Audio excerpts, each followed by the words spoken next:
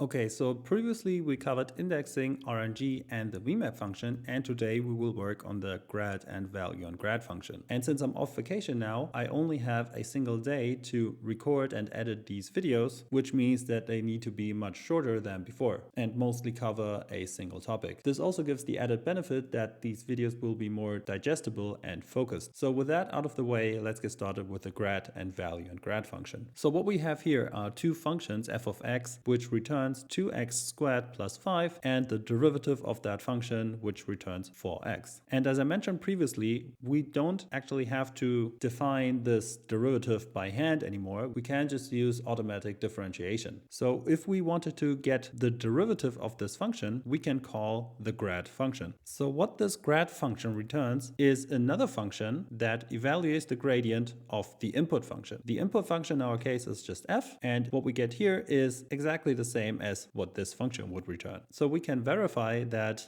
this function indeed does return what the first derivative would return. So let's check that out. So as you can see, the function that jax has returned is indeed the derivative of our input function. But a lot of the time in machine learning, you actually want to do this, and jax has a shortcut for that, which is the value and grad function. And the value and grad function returns a function which evaluates the input function at a particular point and also the gradient at a particular point. So in other words, it is equivalent to this.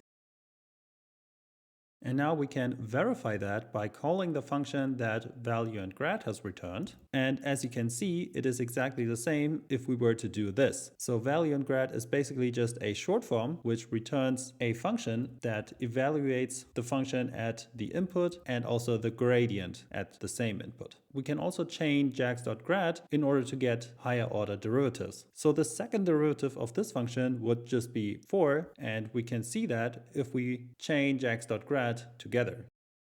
So what happens here is that first we get a function that returns the derivative of the input function f, and if we call gradient again on the same function, we get the second derivative. And if we check the output, we can see that it indeed returns 4 as the second derivative of our function would do. One more thing I should mention is that jax.grad only works on functions that return a scalar. For example, if we try to do this, then we get the error that the gradient is only defined for scalar output functions, but our output had the shape 3. In order to work with this, we can use what we learned in the previous video and apply the jax.vmap function.